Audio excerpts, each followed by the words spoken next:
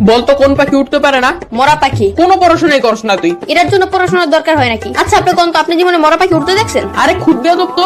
এই তোর নাম কি? কথা গুরান কে মরা পাখি উঠতে পারে? এই তুই থাকুস কই? আমার বাসায় থাকি। বদমাইশ, তোর বাসা কই এটা জিজ্ঞেসি। না আপনি জিজ্ঞেসেন আমি কই থাকি। আজব তো, এবার কত তোর বাসা কই? আরে আমি যেখানে থাকি ওই জায়গায় আমার বাসা। তোর কিন্তু আমি মাইর দিমু। পড়া তো পারস না, আবার তেরামি করস। কেন কোন পড়া পারিনি আমি? ওইদিন তোর একটা অঙ্ক জিজ্ঞাসিলাম, পারস নাই। কোন অঙ্ক পারি নাই? ধরেন এখন ধর তোর কাছে 20 টাকা আছে, তুই 10 টাকা তোর বন্ধুরে দিলি, তোর কাছে কয় টাকা থাকে? আপনি অঙ্ক বাদ দেন, আমি কি এতই বললো যে 10 টাকা দিয়া দিমু? এই যে কোথায় কোথায় বেয়াদবি করস। এত সহজ অঙ্ক ধরলাম তাও পারস না। কি পড়স তুই? শার্ট পরি, প্যান্ট পরি, গেঞ্জি পরি, জুতা পরি। ওই স্যার করতে হবো না, মাথায় জ্ঞান বুদ্ধি বলতে কিছু নাই তোর। আপনার চেয়ে বেশি আছে। আবার তেরামি করস। তার আমি কি? আপনি আমার বুদ্ধি পরীক্ষা করে দেখেন। তাইলে ক, সমুদ্রের মাঝখানে একটা লেবু গাছ থাকলে তুই লেবু কেমনে আনবি? বাজার থেকে কিনে আনবো। আর আমি বুঝাইতে চাইতেছি যে ওই গাছ থেকে লেবু কেমনে আনবি। ডানা দিয়ে উইরা উইরা। তোর তো ডানাই নাই, ডানা কি তোর বাপে লাগাইবো? সমুদ্রের মাঝখানে লেবু গাছকে তোর বাপে লাগাইবো?